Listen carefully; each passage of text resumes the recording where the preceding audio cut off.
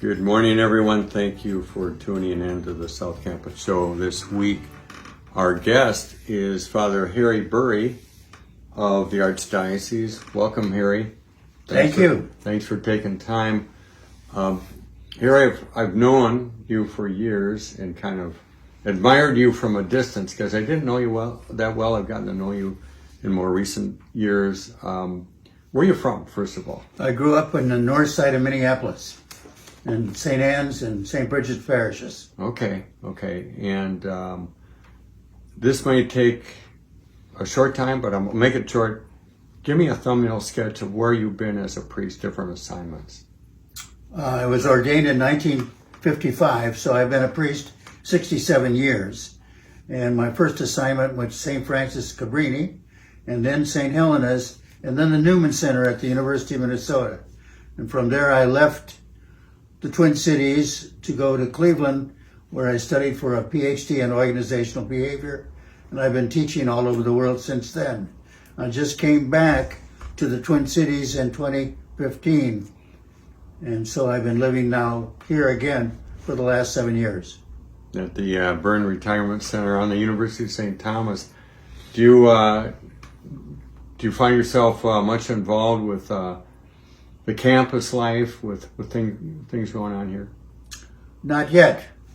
Okay. I haven't had an opportunity. Yeah. I've been working to create an environment in which the Twin Cities can be free from violence. Wow. Now that is a statement. So, and you're currently involved in that, and I'm fascinated by that. Tell us more. How do you get involved in that whole idea of nonviolence, and what are you doing to advance that? I got involved in nonviolence when I was at the Newman Center at the University of Minnesota, and I was there from 65 to 70, and students would come in and because they were being drafted and they wanted to be conscientious objectors because they didn't believe that Jesus wanted them to go and kill Vietnamese. So as I began to help them to obtain conscientious objector status, I studied more and more about the war and came to the conclusion that the war was not only a mistake, but immoral. Okay, and I understand you actually went over to Vietnam, did you? Well, then I looked for ways to stop the war, and I went off to school, and while I was at Case Western Reserve University, I had a course in doing research, and I asked the professor if I could go to Vietnam and research how the people of Vietnam perceived the presence of American soldiers in their land.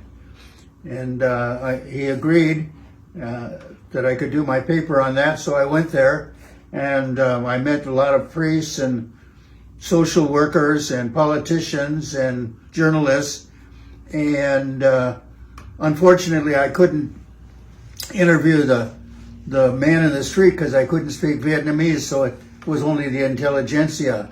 And they asked me to come back in the fall when they were going to have an election, and they said it's just a ruse, it's not real, it's just for the American public to believe there's democracy in Vietnam, and come back and do a demonstration against that voting and against the war. And so then I went back, and they asked us there were 4 of us, and they wanted 10 priests and a bishop, and I could only find 2 other priests, and I couldn't find any bishop to come with us. So 3 priests and a classmate of mine, Leonard Hirsch, the 4 of us chained ourselves to the U.S. Embassy gate in Saigon at their request. And this is your book chapter of the cover of my book, and that's the 4 of us. And this is a memoir, and so anybody want to read more about it, it's folks, I read that book. It's incredible. There's so many literally different chapters in your life, and but it wasn't over for Harry Burry after that. Then you came back and pick up from what happened. Well, then I started when I came back, I taught at Baldwin Wallace University, and out of there I went around and taught in various places in the world. when I got back here, I started this organization called Twin Cities NonViolent, and I asked a fellow by the name of Will Wallace, who was working with gangs on the north side of Minneapolis, if I could come to one of his meetings. Right. And he agreed. And so when I got there, I was clear I was not going to give them a sermon. I didn't think that would do any good because he's working with gang members, huh? So Yeah. I asked them out of respect, what is your life like? And there were 11 of them, young men of color between the ages of 16 and 26. And they each told me a little bit about their life, and they made sure each one said something. And then I said, thank you for sharing your life with me. If it were a lot better, what would it be like? And 4 out of the 11 said, I'd have a father. And that hit me right there, you know, right in the heart. And so then I said, well, think ahead 5 years. What do you see yourself doing? And 2 of them had their own business in IT.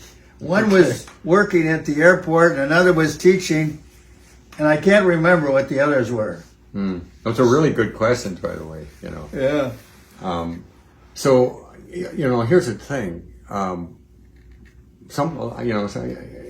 Things are different now, and even driving your car downtown Minneapolis, but going over to the north side and North Minneapolis and getting right down there, but hearing the stories of young men who, you know, are on the street corners of North Minneapolis and finding out a different side of that. So currently, where'd you go from there after hearing their stories?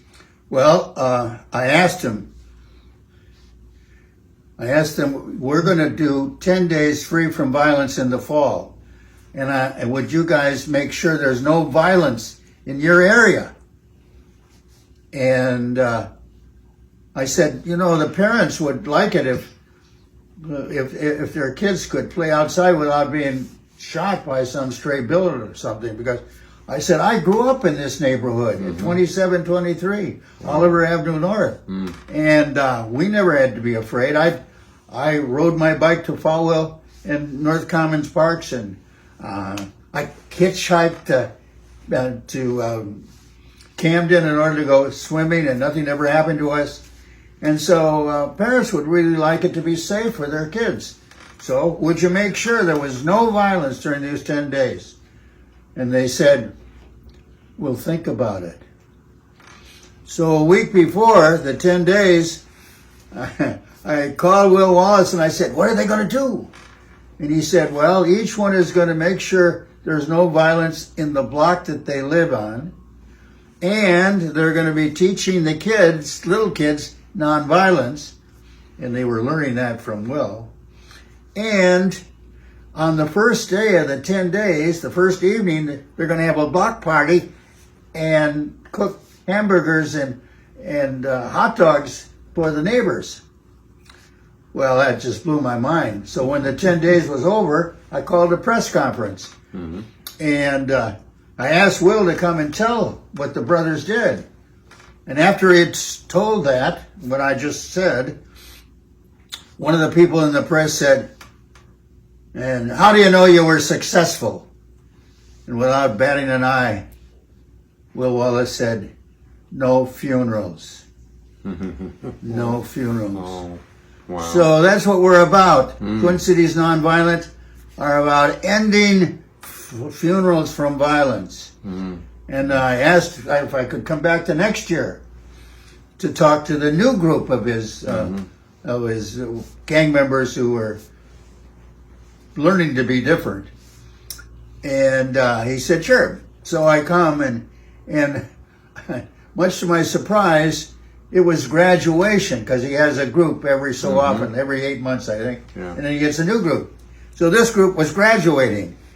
And and there was a politician that talked to him and a policeman that talked to him about not wanting to go to jail. Jails are not very nice places, prisons. And some other, and I was the last one. And I prayed to the Holy Spirit, what am I going to say? I can't do what I did the year before because I didn't. Yeah. That took about an hour and 20 minutes, and I only had 5 minutes.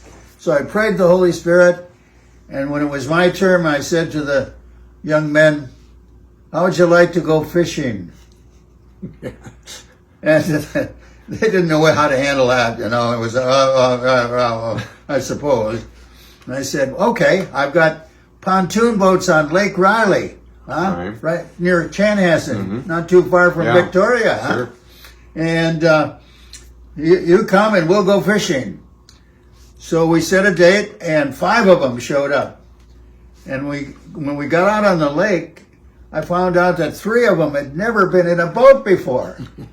And then on coming, we caught a lot of fish. And coming back, one of them said, "This is the most fun I've had in my whole life." Wow. And that's what it's about. It's about relationships. It's about building relationships. Wow. And that's what we're about. We're about building relationships with people who look down on the poor and on people who are violent and don't know anything better. Wow, Harry, that's such a beautiful story. Just to close up, what has priesthood meant to you? Means being like Jesus. That's a good, makes it simple, and that's all of us.